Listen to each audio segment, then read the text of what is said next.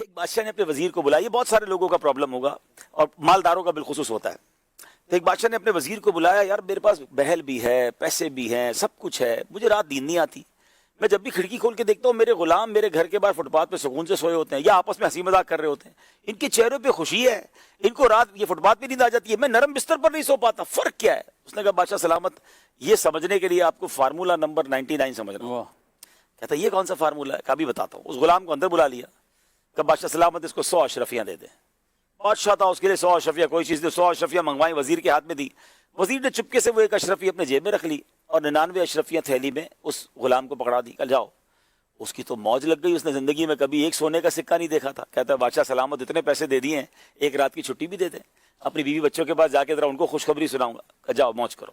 خوشی خوشی گھر پہنچا, مبارک ہو, ہم مالدار ہو گئے. اس زمانے میں تو شاید آج کے زمانے میں سونے کی اشرفیاں 99 ہو تو کروڑوں روپے ہو گئے.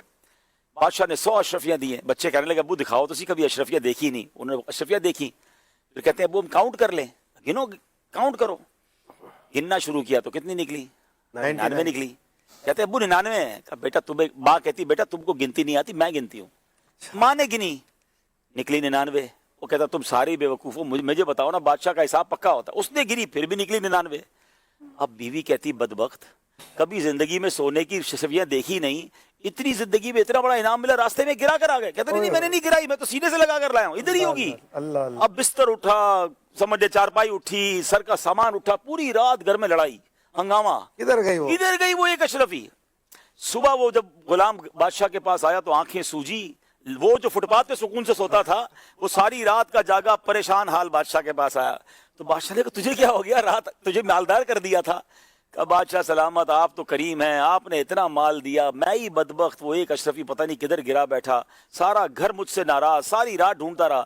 وزیر نے کہا بیٹا وہ اشرفی میرے پاس تھی, وہ اس کو دی, کا تم چلے جاؤ.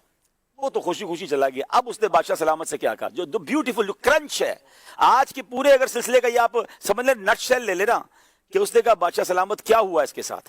آپ نے اس کو 100 اشرفیاں 99 دی تھی نا ہم نے, یہ 99 پہ خوش نہیں تھا, ساری رات ڈھونڈتا رہا وہ ایک کدھر گئی. پریشان اس پہ رہا جو اس کے پاس نہیں تھا.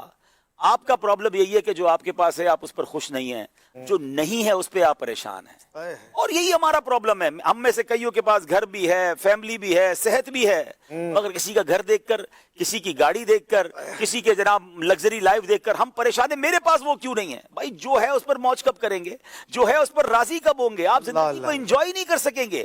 دیکھیں ہر سیر پر سوا سیر موجود ہے.